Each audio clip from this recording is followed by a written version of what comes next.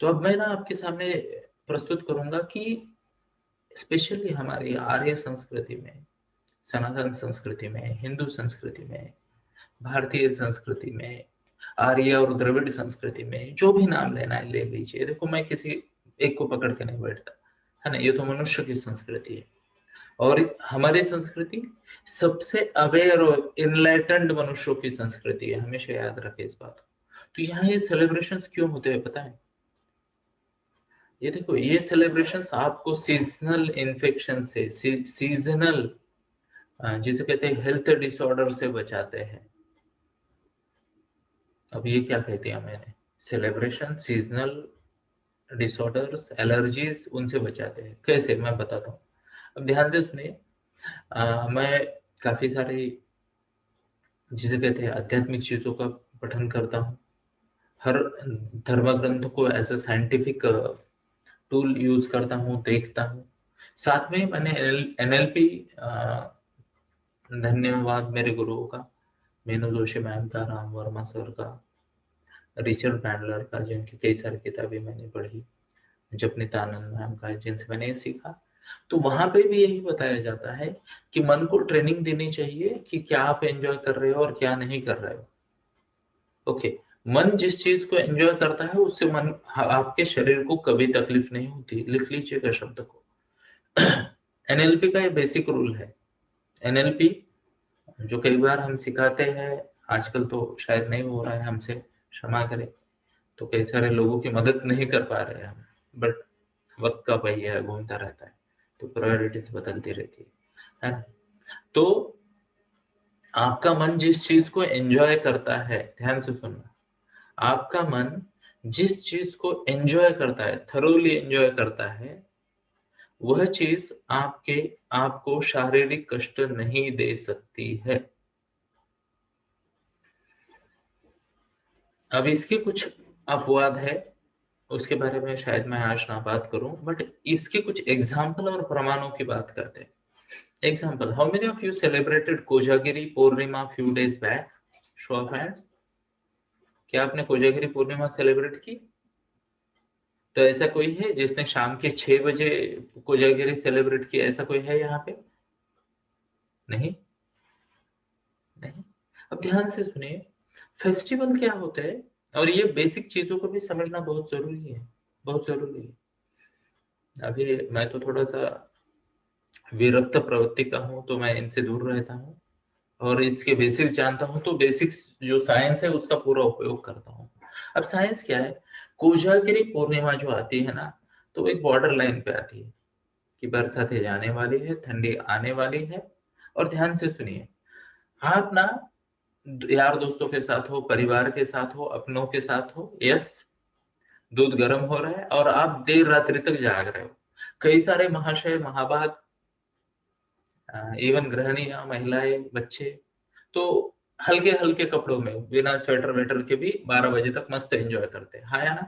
अब ठंड बढ़ रही है, आपके शरीर को ठंड नहीं महसूस होती, होती भी है तो तकलीफ नहीं देती। ध्यान से सुनना इस बात को, होती भी है तो महसूस नहीं होती, और आपको लगता है एंजॉय कर रहे हो, एंजॉय कर रहे हो, एंजॉय कर रहे हो। और आपका माइंड बॉडी को प्रिपेयर करता है, चाहे ठंडी बढ़ जाए, मैं इसे ना एंजॉय करता हूँ। तो जो लोग कोजागिरी को रियल सेंस में एंजॉय करते हैं, उनको ठंडी से डर नहीं होता। अब ध्यान से सुनिए दूसरी बात, आप कोजागिरी तो हो गई, लेट नाइट सेलिब्रेशन, हाँ या ना, शो ऑफ हैंड्स। अब उसके कुछ दिनों बाद आती है दिवाली, और दिवाली में हम सुबह सुबह ब्रह्म मुहूर्त पे नहा लेते हैं। अब सोचिए, सोचिए कि सुबह सुबह उठना, नहाना मतलब क्या है, आपको ठंडी का सामना डायरेक्ट आपकी स्किन को करना पड़ेगा, हाँ या ना। यहाँ पे कोई ऐसा है जो चादर ओढ़ के स्वेटर पहन के नहाता है? नोबडी, नोबडी, है ना। तो ठंडी के सीजन में भी सुबह सुबह आपको पहले तो फेस करना है ठंडी को, आपकी स्किन को फेस करना है। मतलब कैसे फेस करेगी स्किन, तो आपको ये इधर उधर लगाएंगे। अभी शरीर पे ये उठना जिसे कहते हैं, या फिर जो भी लगाते हैं अलग अलग जड़ी बूटियां, तो इसका मतलब क्या है कि आपका उतना part of the skin should be expose to the open air, हाँ या ना। Are you getting my point? Show of hands, yes. तो सुबह सुबह ये डेलिबरेटली किया जाता है। तो कल की जो सुबह की आपकी बात होगी ना, उसको साइंटिफिकली धर्म के अनुसार पूरे तत्वों से करें। तो क्या होता है कि मान लो ये महीने भर के गैप में आपकी बॉडी को आपका माइंड एंजॉय, अभी क्या है यहाँ हम सेलिब्रेशन के मूड में हैं, तो हम एंजॉय कर रहे हैं। तो इतनी ठंडी में भी हम भूल ही जाते हैं कि ठंडी है। ध्यान से सुनना, हम तो एंजॉय कर रहे हैं, फिर नहा लेते हैं, प्रिपेयर हो जाते हैं, टीका लगाते हैं। मैं तो रोज लगाता हूँ, आप में से कई लोगों ने कल लगाया था, तो लगाते रहिए, एंजॉय करते रहिए। Are you getting my point? तो होता क्या है पता है, आपकी बॉडी को मैसेज आ जाता है कि सुबह 4 साढ़े 4 बजे भी इवन ठंडे पानी से नहाकर, कम कपड़े पहनकर, जो कहते हैं वो अभ्यंग स्नान करते कर कर भी मुझे ठंडी का आभास नहीं होता। अब ध्यान से सुनिए, ये एक्सपीरियंस हो गया। अब बॉडी ने इस एक्सपीरियंस से क्या सीखा पता है आपको?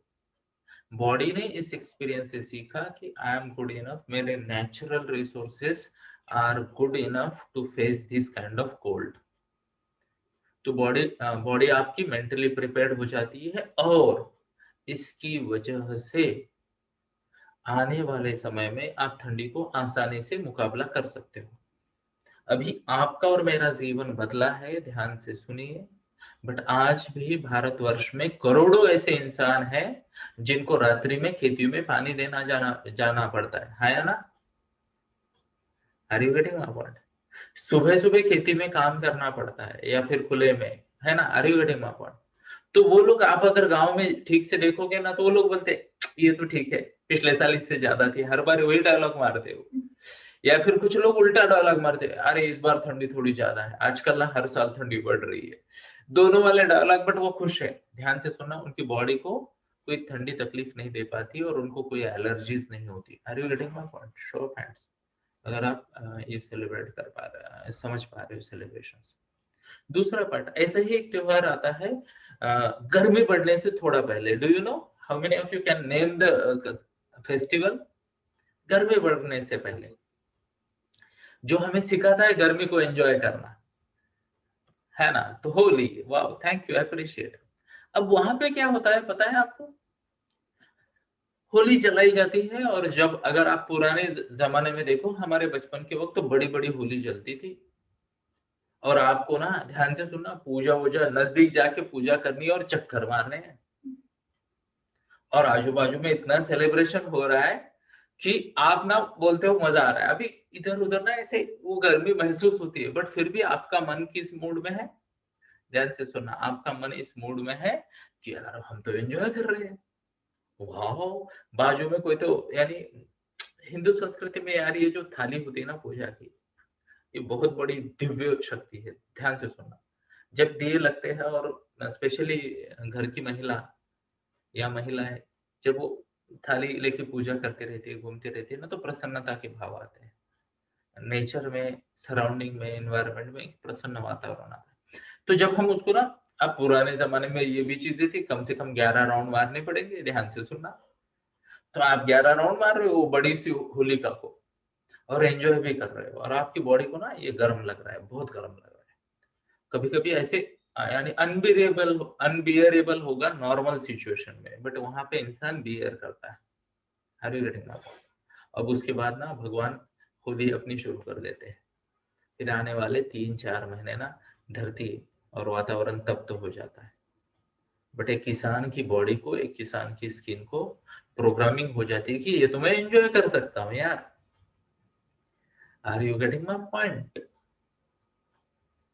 अब ध्यान से सुनिए, हमारी संस्कृति ये भी कहती है कि पहली बारिश में भीगना चाहिए, एंजॉय करना चाहिए, है ना? पहली बारिश में आपका माइंड फुल्ली प्रफुल्लित होकर जब आप भीगते हो ना, तो आपको लगता है कि ये बारिश मुझे आनंद दे रही है, मजा दे रही है। तो जो पहली बारिश में एंजॉय करते हुए भीगता है, उसे सर्दी वर्दी नहीं होती, क्योंकि बॉडी कहती है ये तो ब्लेसिंग है। और जो भीगने से खुद को बचाता है, उसकी बॉडी उससे अवॉइड करती है, तो जब भीगता है तो उसे सर्दी होती है। Are you getting my point? तो ये सब क्या है? यह सब बॉडी प्रोग्रामिंग है। Are you getting my point? And इसी तरह मैं कई बार मेडिटेशन में भी आप देखो, इमेजिनरी चीजें होती है। स्पेशली जो एनएलपी के हायर मेडिटेशन होते हैं ना, वो सब इमेजिनेशन होता है। कल्पना करें कि ऐसे ऐसी अनुभूति हो रही है और आप उससे सुरक्षित हो या उसे एंजॉय कर रहे हो। ये जब हम हमारे मन को प्रोग्रामिंग कर देते हैं, आपके मन में शक्ति है कि आपकी बॉडी को वो प्रोग्राम करवा दे। छोटा सा एग्जांपल, आपके मन की ताकत क्या है पता है? हर कोई याद करे अपना पहला इंजेक्शन। इंजेक्शन कभी लिया आप में से किसी ने? ओके, तो ध्यान से सुनना। इंजेक्शन अंदर जाने के बाद आदमी उतना नहीं डरता और चिल्लाता जितना जाने से पहले देख के। है ना? सुई देखी, आपका मन आपको प्रोग्राम कर देता है, अभी तो भाई भर गए, खत्म हो गया, भागो। है ना? तो ये जो होता है ना, ध्यान से सुनना दोस्तों, ये मन की प्रोग्रामिंग है। शरीर अनुभूति नहीं करता, मन डिसाइड करता है कि शरीर क्या प्रतिक्रिया देगा। एंड हमारे फेस्टिवल्स, ध्यान से सुनना, हमारे फेस्टिवल्स आपके मन को प्रोग्राम करने के लिए है, मेरे मन को प्रोग्राम करने के लिए। जैसे मान लो आज से शायद कल ही डबल डबल आ रहे हैं ना इस बार सेलिब्रेशन, तो भावबीज होगी। Are you getting my point? तो ये सीजन में 2 बार आती है। पहले बरसात की शुरुआत में भी रक्षाबंधन आ जाता है। Are you getting my point? ये सेलिब्रेशन क्यों करना है? फिजिकली सेलिब्रेट क्यों करना है? मतलब मान लो चाहे जो भी हो, आपको ना वो फील आना चाहिए सेलिब्रेशन का।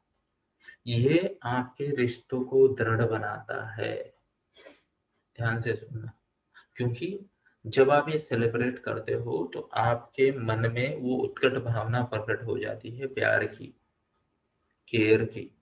तो भाई है तो वो उसकी कमिटमेंट कई गुना बढ़ जाती है ये सेलिब्रेशन से, कई गुना बढ़ जाती है कमिटमेंट कि मेरी बहन है तो मैं इसके लिए उत्तरदायी हूँ, इसका सुख। बड़ा भाई हो तो वो तो हक से कह सकता है ना? छोटा भाई है तो चलो फिर भी कर लेते हैं ना। और हमारे यहाँ तो परंपरा है, बहन चाहे छोटी हो बड़ी हो हम पैर छूते हैं। इवन मैं मेरी बेटी के भी पैर छूता हूँ ऐसे दिन, है ना? तो ये बहुत जरूरी है सेलिब्रेशन करना। इस ये सेलिब्रेशन आपको आपकी कमिटमेंट का जॉयफुल वे में रिमाइंडर देते हैं। Are you getting my point? मान लो अभी अभी करवा चौथ हो गया, या फिर जैसे वट पूर्णिमा कहते हैं, अलग अलग फेस्टिवल्स में ये सेलिब्रेशन क्यों रखे गए हैं? क्योंकि ध्यान से सुनना, यहाँ पे आपके मन की वो उत्कट भावनाएं प्रकट हो जाती है, प्रकट हो जाती है। और ये भावनाएं आपके रिश्ते में दृढ़ता लाती है, रिश्ते में दृढ़ता लाती है। तो मेरी आप सबसे विनती है कि कृपया ये सेलिब्रेशंस को समझे, इसके पीछे के साइंस को समझे और फिर आगे बढ़े, और फिर आगे बढ़े, है ना? तो इवन अगर आप इंडियन संस्कृति देखोगे और वहां पे कैलेंडर देखोगे, तो साल की शुरुआत होती है पाड़वा के आसपास। दैट इज द टाइम जब फसल आ जाती है कटकर। ओके, तो अभी दिवाली में भी वही हाल होता है कि दिस इज द टाइम जहाँ पे फसल आती है ना? तो यहाँ पे भी एक पाड़वा होता है, यानी शुरुआत होती है। तो हमेशा ब्लेसिंग से, अबंडेंस से शुरुआत होती है। ओके, ब्लेसिंग से, अबंडेंस से शुरुआत होती है। या तो आपके पास धन आया है या आने वाला है। तो इन बातों को कृपया समझे। और मेरी आप सबसे विनती है, खुद सेलिब्रेट करें, खुद सेलिब्रेट करने के साथ ही लोगों को भी इनकरेज करें ये फेस्टिवल्स को सेलिब्रेट करने के लिए। आई रिपीट, खुद सेलिब्रेट करें, लोगों को भी इनकरेज करें, बट सही तरीके से, अपनी संस्कृति के हिसाब से। चलो हिंदू, बौद्ध, जैन, सिख, मुस्लिम या फिर यहूदी, ईसाई, ये शब्द मैं यूज नहीं करूंगा। मैं कहूंगा हिंदुस्तान की संस्कृति के अनुसार सेलिब्रेट करें। क्योंकि देखो, ये जातियां तो बाद में आई, इंसान पहले आए, है ना? तो हम तो जानते हैं कुछ धर्म 1000 साल पुराने हैं, कुछ धर्म 2000 साल पुराने हैं, बट सनातन धर्म, सनातन का मतलब चिरंतन, हमेशा रहने वाला। It has always been there and it would always be. तो ये जो फेस्टिवल है उस तरीके से सेलिब्रेट करें और मुझे माफ भी करें, क्योंकि मैं नहीं आऊंगा आपके सेलिब्रेशन में, मैं इनसे परे हूँ, है ना? तो आप आपका फुल मजा करें, सेलिब्रेट करें, लोगों को भी इनकरेज करें। क्योंकि देखो क्या होता है, एक लेवल होता है, उसके बाद अनुभूति बदल जाती है, अनुभूति बदल जाती है। तो मैं तो इन सब बदलावों को, इन सब चीजों को एज इट इज स्वीकार कर सकता हूँ, और इसके लिए पहले तो धन्यवाद मेरे गुरुजी का। दूसरा धन्यवाद मेरी प्रैक्टिस को, कि मैं कंटिन्यूअसली प्रैक्टिस करता हूँ और करता रहता हूँ। इवन अभी भी कल पूरा दिन मैंने रमन महर्षि को सुना, आज भी मैं सुन रहा हूँ परमहंस को, okay I am sorry Ramakrishna ji को सुन रहा हूँ आज मैं, कल स्वामी विवेकानंदा को सुनूंगा। तो मैं उसी में रहता हूँ, तो मेरे लिए ना ये अनुभूति चिरंतन है, हमेशा होती है। तो मुझे याद दिलाने की जरूरत नहीं मेरी बॉडी को, क्या अभी ये सीजन में ठंडी आएगी तो एंजॉय करना, गर्मी आएगी तो एंजॉय करना, मैं हर पल को एंजॉय करता हूँ। So that's how I am like this, यानी always like this. Are you getting my point? And ये बातों को समझे, ये बातों को समझे। और एक बात है, सेलिब्रेशन को हमेशा हमेशा अपने जीवन के उद्देश्य से लिंक करें, जीवन के उद्देश्य से लिंक करें। अदरवाइज क्या होता है, ये मैंने दोनों चीजें बताई, मैंने दोनों चीजें क्यों बताई ये भी एक्सप्लेन करना भी जरूरी है, क्योंकि शुरुआत में मैंने कहा मैं ऐसे सेलिब्रेशन से दूर रहता हूँ। अब ध्यान से सुनिए, all our celebrations are scientific. अगर साइंस समझ के सेलिब्रेट करो तो आई एम विथ यू, और केवल इसलिए कि दिवाली है बस आओ फटाके जलाओ, नए नए कपड़े पहनो, कलरफुल कपड़े पहनो, सेलिब्रेट करो और अगले दिन सुबह लेट तक सो, नहीं चलेगा। नहीं चलेगा ना। अरे गेटिंग माय पॉइंट? तो इसे तो इनडिसिप्लिन कहेंगे ना, एंड दैट इज हाउ लोगों के जीवन का ग्राफ भी ऐसे रहता है। I tell you, they achieve peak, they go to the valleys, they achieve peak, they go to the values. Even emotional level पे पीक है, वैली है, पीक है, वैली। इवन रिलेशनशिप पे पीक है, कि बोले इतनी बार बता दिया कि मैं तुमसे बहुत प्यार करता हूँ, कि सामने वाला बोला अभी इसका तो रिकॉर्डिंग रिपीट हो रहा है। अरे गेटिंग माय पॉइंट? ओके। तो कई बार ये एक्स्ट्रा हो जाता है, और बाद में कई बार ये भी हो जाता है कि कई कई कई दिनों तक या महीनों तक एक्सप्रेस भी नहीं करते, लगता भी नहीं कि ये वही है जिसने उस दिन पूजा की थी। Are you getting my point? तो सबसे पहले साइंटिफिकली हमारे फेस्टिवल्स को सेलिब्रेट करें, क्योंकि there is a reason why वो वहां पे है ना। अभी मकर संक्रमण जो हम सेलिब्रेट करते हैं, वो आज से नहीं कर रहे, आज से नहीं कर रहे, है ना। इवन 7 जून को जो ये आता है, क्या होता है वो 7 जून वाला, बारिश वाला एक आता है, ओके। तो वो भी हमारे यहाँ काफी बड़ा महत्व है उसका, है ना। तो वहां से नया नया जिसे कहते हैं नक्षत्र शुरू हो जाते हैं। तो ये सब चीजें हमारे यहाँ पे जानबूझकर प्रॉपरली डॉक्यूमेंटेड और सेलिब्रेशन और उसकी विधि भी बताई गई है। तो कृपया कोई, देखो मैं ब्राह्मण नहीं हूँ, पहले declaration, I am not a ब्राह्मण। मैं एक मराठा क्षत्रिय हूँ, हाँ कर्मों से ब्राह्मण हूँ, वाणी से ब्राह्मण हूँ अभी, पहले नहीं था। ओके, तो मैं फर्मली बिलीव करता हूँ कि भगवान ने स्वयं कहा है चातुर्वर्णम मया सृष्टम गुण कर्म विभागशः। तो मैं किसी जमाने में मराठा क्षत्रिय हुआ करता था, फिर मैं वैश्य बना, और बिजनेसमैन बन गया तो वैश्य बन गया। अब बिजनेसमैन इज हु, है ना, तो वैश्य बन गया। तो अभी मैं दोनों में फ्लक्चुएट करते रहता हूँ, क्षत्रिय के गुण तो मेरे पता नहीं कहाँ चले गए। अब या तो मैं वैश्य हूँ, व्यवहार करते रहता हूँ, बिजनेस करता हूँ, या तो मैं ब्राह्मण हूँ, ब्राह्मण के कर्म और ब्राह्मण की वाणी, पूजा पाठ, धर्म ग्रंथों का पठन और ज्ञान का, जिसे कहते ज्ञान देना शिष्यों को, ये कार्य करते रहता हूँ। और ये दो जब मैं नहीं होता हूँ, तो मान लो मैं, हो सकता है हफ्ते भर में 8 1 घंटे के लिए, 8 या 10 घंटे के लिए वैश्य बन जाता हूँ, बिजनेस करता हूँ। हो सकता है 6 42 घंटे के लिए, मान लो 40 से 42 घंटे के लिए मैं ब्राह्मण बन जाता हूँ, है ना। और बाकी बचे जो भी घंटे बचते, मान लो 50 हो गए, तो कितने हो गए, करीब करीब 125 बाकी है, यानी बाकी बचे मान लो जो भी है 100 125 घंटे में शूद्र बना रहता हूँ, और प्रभु की भक्ति और सेवा करना चाहता हूँ और करता रहता हूँ। तो ये बात भी समझे। तो मैं डिक्लेरेशन के साथ पहले बता दूं कि मैं स्वयं जाति का ब्राह्मण नहीं हूँ, फिर भी मैं रिकमेंड करता हूँ कि कृपया ये जो हमारी संस्कृति को नष्ट करने का प्रयास किया जा रहा है, लोग बोलते हैं ब्राह्मणों ने लिखा है इस विधि से करो, उस विधि से करो, ताकि उनको पूजा के लिए पैसे मिले, वैसे मिले। अरे ये पाश्चिमात्य लोगों के षड्यंत्र से बचो, बचो।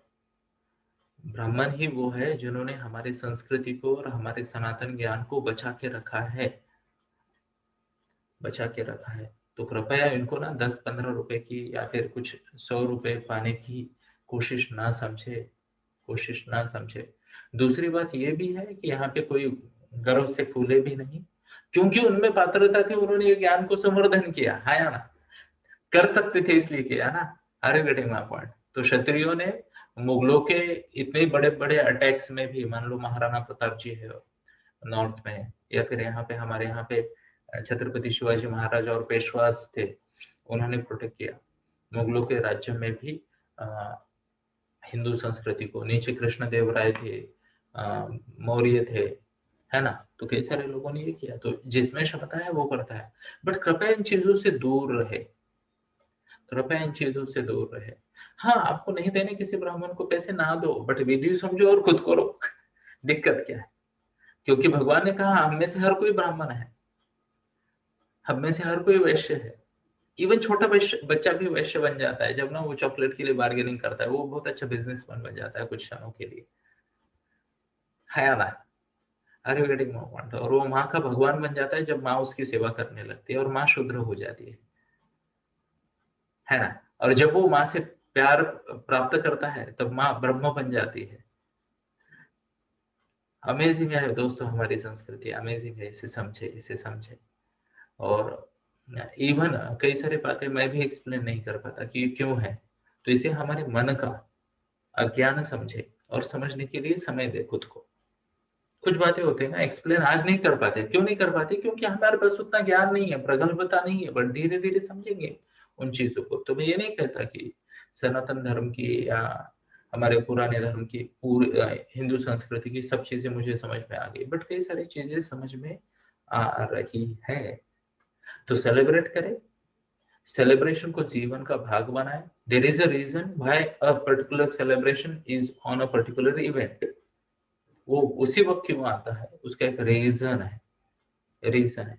अब देखिए उसकी तिथि है ना। तिथि मतलब क्या है? सबसे बड़ा काल चक्र जो है ना, उसे हम फॉलो करते हैं, सबसे बड़े काल चक्र को। सबसे बड़ा काल चक्र हमारे ब्रह्मांड का कौन सा है पता है आपको? तो सूर्य चक्र जो कहते हैं, सूर्य का काल चक्र हमारे लिए सबसे बड़ा काल चक्र है।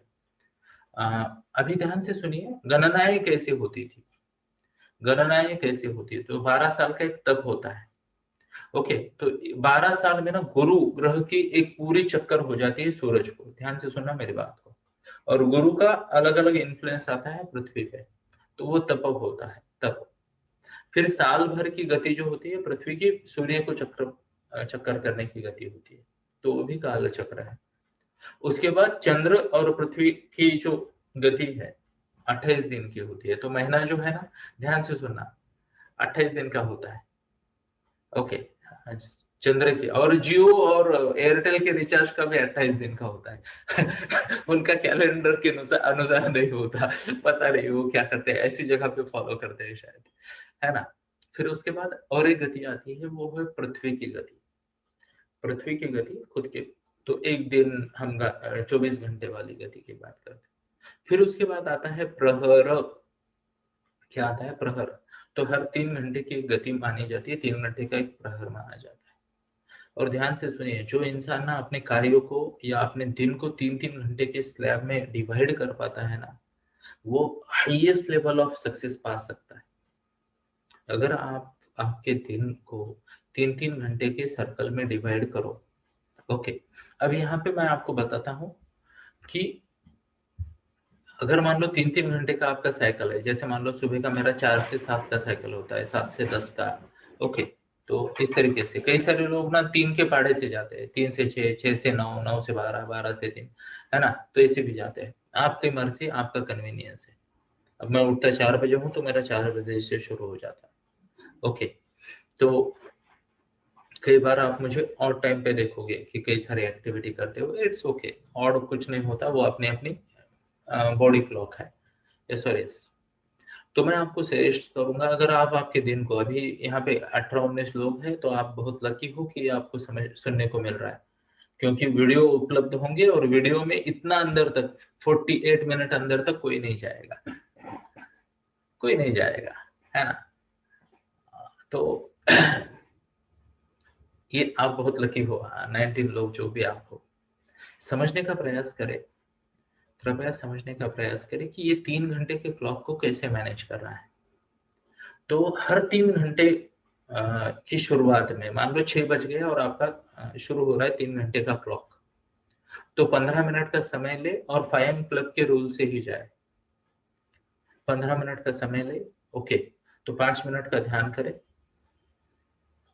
5 मिनट का ध्यान करें, सॉलिट्यूड में रहे, शांति से फिर अगले 5 मिनट ना कागज पे प्लान करें कि आपको नेक्स्ट 3 घंटे के में क्या क्या अकम्प्लिश करना है। और थोड़ा एनएलपी के टेक्निक कहते हैं या फिर जिसे एंकरिंग कहते हैं, या फिर बॉडी को रिसोर्सफुल लाना, ये तो मैं आपको भी बार बार बताता हूँ कि कंधों को सीधा करे, लंबी गहरी सांस ले, चेहरे पे दृढ़ता की भाव लाए। तो वो वाली फेज ना पहले 15 मिनट में करनी है। क्लियर है? फिर अगले 2.5 घंटा कर्म करना है जो भी आपने प्लान किया है। और फिर आखिरी 15 मिनट या तो आप रिकैप कर सकते हो या जो भी आपका टाइम लैग है उसको मैनेज करो, यानी आपका प्लानिंग 2.5 घंटे का ही होगा। अथर्व भाई इसको भी लिखो गोल प्लानिंग के बुक में आपके, ओके। तो आप ना बड़ा ज्ञान दोगे दुनिया को गोल सेटिंग का, अथर्व गोरड, है ना। तो बढ़िया, ये सब आपका है, आपके लिए ही आ रहा है मेरे मुख से, गुरु की वाणी है ना। तो आखिरी 15 मिनट आपको ना अगर कुछ बैकलॉग है तो उसको मैनेज करने के लिए यूज करने हैं। Are you getting? और अगर नहीं है तो सिर्फ शांत बैठो, रिकैप करो, काम खत्म। फिर अगले 3 घंटे फिर इसी तरीके से प्लान करो। आई टेल यू, जो लोग प्रहर की घड़ी से चलते हैं और ये जो नेचुरल क्लॉक्स है ना उनकी घड़ी से चलते हैं, यानी प्रहर का मैनेजमेंट कर लिया 3-3 घंटों का, उसके बाद दिन का मैनेजमेंट कर लिया यानी एवरी डे, उसके बाद आप कृष्ण और धवल पक्ष का मैनेजमेंट करो यानी 15-15 या 14-14 डेज का। फिर अगला साइकिल आता है मंथ का, मैनेज करो, फिर साल का और तप का। तो वो लोग अमेजिंग सक्सेस पाते हैं, अमेजिंग सक्सेस पाते हैं। और आप आपकी मैच्योरिटी के हिसाब से, अंडरस्टैंडिंग के हिसाब से आप प्लान करो आपकी लाइफ को, जितना लंबा देख सकते हो उतना लंबा देखो। यानी मैं मेरे जीवन को अगले 20 साल के लक्ष्य को बहुत क्लियरली देख पाता हूँ और ये स्वामी जी की कृपा है मुझ पे। तो इवन कई बार मैं बातें करता हूँ कि आज से 100 साल बाद ये होगा वो होगा, है ना। हमारी इन बातों को लोग सुनेंगे, अप्रिशिएट करेंगे, फॉलो करेंगे, तो वो भी मैं देख पा रहा हूँ, ये भी स्वामी जी का कर्म है, स्वामी जी की ब्लेसिंग है। तो ये तरीके से अगर आप प्लान करोगे ना आपका दिन, तो अमेजिंग अमेजिंग अमेजिंग आउटपुट आएगा आपको। और ये सब कुछ क्या है? साइंटिफिक है। What's the word? साइंटिफिक। तो हमारे फेस्टिवल का सेलिब्रेशन वो भी साइंटिफिक है, उसकी टाइमिंग साइंटिफिक है। इसलिए तो हम तिथि के अनुसार जाते हैं ना, तिथि के अनुसार जाते हैं। Everything is scientific, everything is scientific. आपको ऑड प्लेसमेंट किसी भी फेस्टिवल की कहीं नहीं दिखेगी, कहीं नहीं दिखेगी। इवन मैं बात करता हूँ नाग पंचमी के फेस्टिवल की। अब ध्यान से सुनना, बारिश के दिनों में सांप निकल आते हैं। अब सांप फार्मर का बहुत बढ़िया दोस्त होता है ना। पहले तो हर कोई ऑलमोस्ट फार्मिंग करता था या फार्म के आजू बाजू में रहता था, फार्मिंग नहीं करता था तो भी, तो सांप प्रकट होने का ज्यादा वो प्रकट होते थे। अब अगर इंसान सांपों से डरे, ध्यान से सुनना, सांपों से डरे तो उनको मार डालेगा। तो वो जो फेस्टिवल होता है जब सांपों के बच्चे आपको दिखेंगे, सांप दिखेंगे, बहुत ज्यादा दिखेंगे, और उससे थोड़ा पहले जब आप पूजा कर लेते हो ना सांप की भगवान मानकर, ध्यान से सुन लेना मेरी बात। तो जब भी किसी के इंसान को सांप खेती में दिख जाता है, वो उसे मारता नहीं है, नमस्ते करता है और जाने देता है, तो बैलेंस बच जाता है। और यही सांप के बच्चे बड़े होके ना 2 महीनों बाद ना, जब उनकी फसल बड़ी हो जाती है और बारिश का पानी कम हो जाता है, तो चूहों को खाकर उनकी मदद करते हैं। अब ये सब समझाने के लिए ना उनके पास ज्ञानी लोग नहीं थे, एजुकेटेड लोग नहीं थे, तो उन्होंने इसको फेस्टिवल बना दिया, फेस्टिवल बना दिया। कोई भी फेस्टिवल हो जो कि हमारा पहले से है, ये जरूरी है, पहले से। कुछ फेस्टिवल्स बाद में भी आए, ओके, कुछ फेस्टिवल बाद में भी आए तो उनके अलग अलग रीजंस हो सकते हैं। एग्जाम्पल अभी फ्रेंडशिप डे एक नया फेस्टिवल आया है, तो ये बाद में वाला है, ध्यान से सुनिए, ये बाद में वाला है ना। इवन मैं कहता हूँ ये जो गणेश सेलिब्रेशंस है जो अगस्त महीना में नॉर्मली होते हैं, वो भी बाद में आया, पिछले 200 साल का है। तो उसका हमारे सनातन संस्कृति से उतना नाता नहीं है, उसके अलग रीजन थे, उसकी वजह से वो सेलिब्रेशन हमारे जीवन में आए। और जो पुराने फेस्टिवल है उनकी साइंस को समझे और उनको ध्यान से सुनिए, स्पेशली यहाँ पे कई सारे बच्चे हैं, महिलाएं हैं, ओके, तो उसको आगे बढ़ाए, उसको आगे बढ़ाए, हमारे नई जनरेशन को इनकरेज करे कि ये फेस्टिवल को सही तरीके से सेलिब्रेट करे। इसके इंडिविजुअल को बेनिफिट बहुत ज्यादा है, एट द सेम टाइम इसके हर ग्रुप को, सोशल ग्रुप को और समाज को भी बहुत ज्यादा फायदे हैं। स्टार लगा दिया जाए, बस क्या लगा दिया जाए, स्टार लगा दिया। स्टार ये है कि इसको सही तरीके से सेलिब्रेट करें। एग्जाम्पल के तौर पे कल मैंने एक मैसेज किया था धनत्रयोदशी, तो कई सारे लोगों ने ये बता दिया कि धनत्रयोदशी के दिन ये सोना खरीदना चाहिए या धन खरीदना चाहिए वगैरह वगैरह। ये नहीं है, ये धन्वंतरी का बर्थडे है, धनत्रयोदशी धन्वंतरी का बर्थडे है। अब धन्वंतरी आपको बताते हैं सबसे बड़ा धन कौन है, तो आरोग्य संपदा, फिजिकल एंड मेंटल वेलबींग। मैं भी हमेशा बताता हूँ, हाँ या ना, मैं क्या बताता हूँ, health first, family second, then everything else. There are only two priorities in life, health and family. All other important things are just to ensure that first two are in place. पहले दो है तो सब कुछ है, पहले दो है तो सब कुछ है। अब ये प्रोग्रामिंग जब बनती है ना, तब समाज में ना ये रिश्तों में दरारें नहीं आती है ना। अनफॉर्चुनेटली अभी यहाँ कई सारे बच्चे हैं तो वो रिलेट नहीं कर पाएंगे, but I will tell you, Poona एक ऐसी सिटी है जहाँ पे एक सिंगल कोर्ट में, हमारे पास 3 कोर्ट है, एक सिंगल कोर्ट में average daily 17 divorce cases file होती है। ये भारत की संस्कृति में कहाँ से आ गया, क्योंकि people are forgetting the basics कि हेल्थ एंड फैमिली सबसे बड़ी प्रायोरिटी है।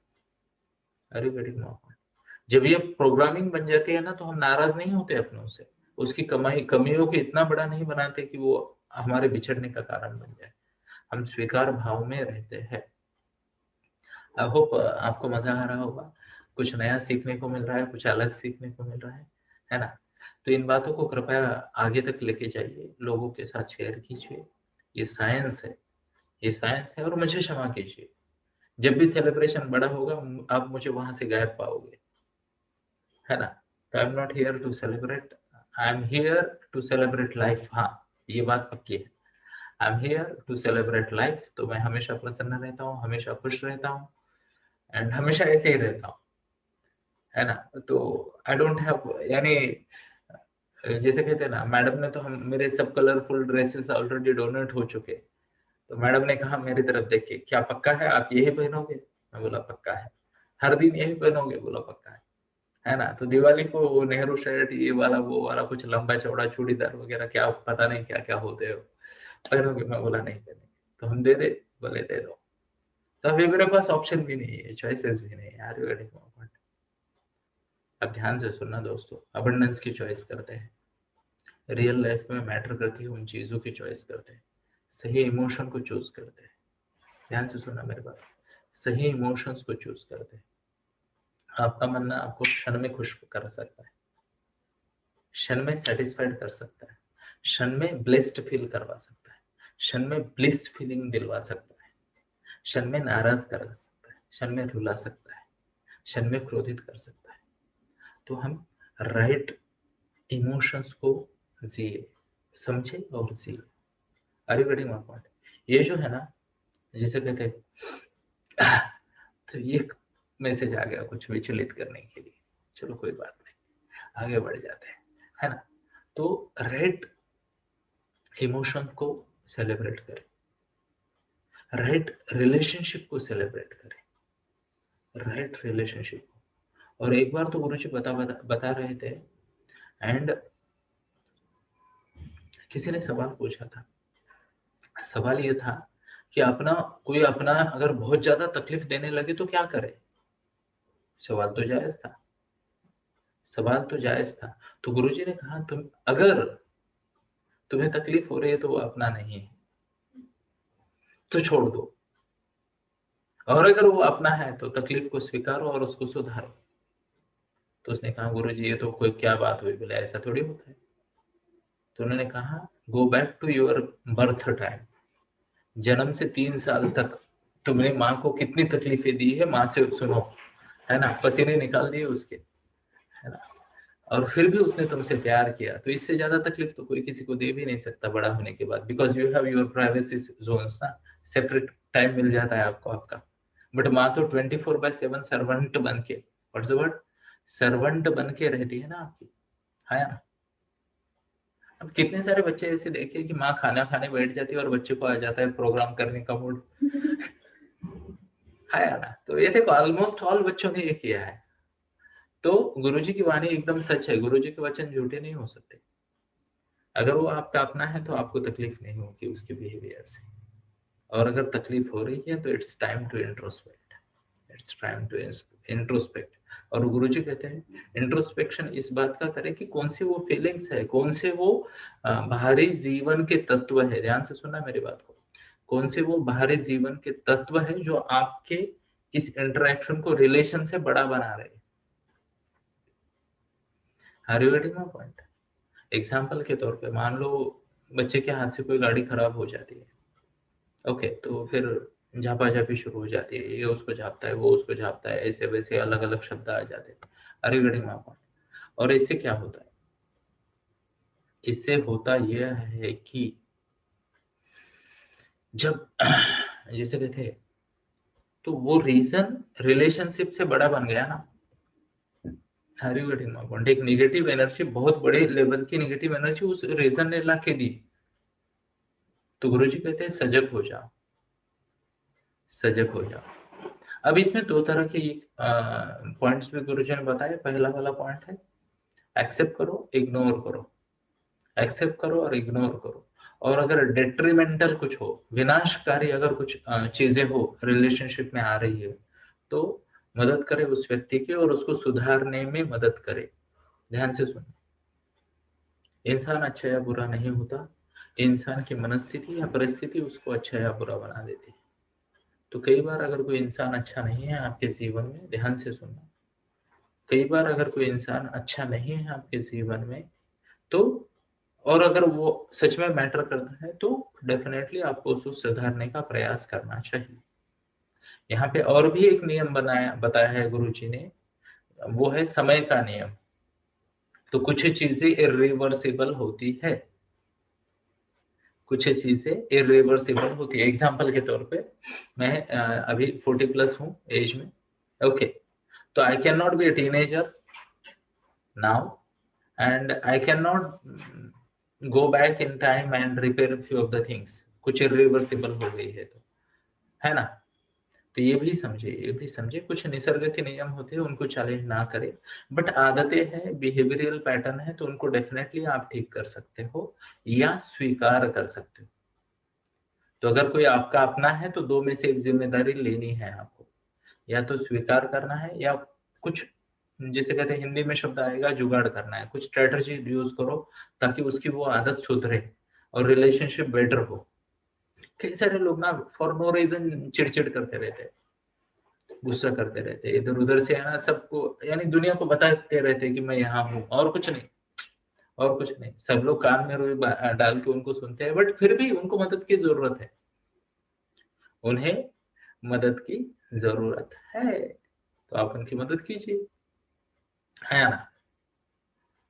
तो ये कुछ बातें हैं, आई थॉट कि दिवाली के इस शुभ मुहूर्त पे मैं आप सबके साथ शेयर करूं, है ना। और उम्मीद है आपने एंजॉय की होगी, आपने इससे कुछ सीखा होगा। तो हमेशा हमेशा हमेशा एक्सट्रीमिटी से बचे। बहुत दुख, बहुत नेगेटिविटी अच्छी नहीं है, बहुत सुख और बहुत खुशी, बहुत एंजॉयमेंट, बहुत सेलिब्रेशन भी अच्छा नहीं है। हाँ, स्थिर देखो, सुख और दुख है ना, भगवत गीता में भी लिखा है, सुख और दुख है ना, इसके पीछे नहीं लगना। लोग ना सुखी होने के लिए कोशिश करते हैं, सुखी होने की कोशिश करते हैं, भगवान कहते हैं नहीं नहीं, सुखी होने के लिए प्रयास ना करो। दूसरा, लोग ना दुख को अवॉइड करने का भी प्रयास करते हैं ना, भगवान बोलते हैं उससे भी परे निकल जाओ। ढूंढना क्या है फिर? समाधान ढूंढना है, ध्यान से सुनना, सेटिस्फैक्शन ढूंढना है। ये दोनों से परे है, सुख और दुख से परे सेटिस्फैक्शन।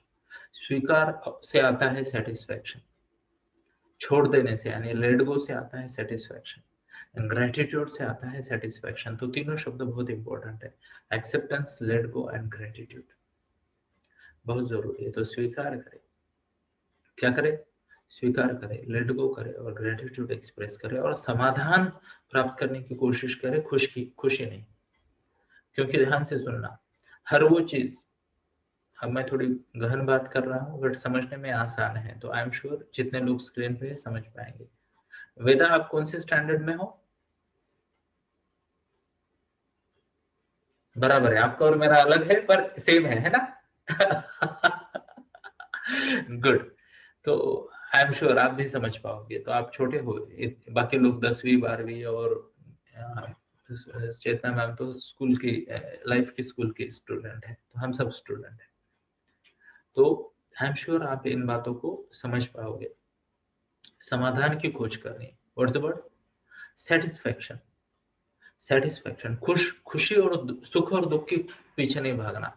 क्योंकि सुख चाहे जितना बड़ा हो, ध्यान से सुनना, हर वो सुख जो आपने प्राप्त किया बड़ा वाला, वही आपके दुख का कारण होगा, वही आपके दुख का कारण होगा। क्योंकि वो चिरंतन नहीं रह सकता और उसकी एक्सपायरी डेट आते ही हम उसे मिस करते हैं।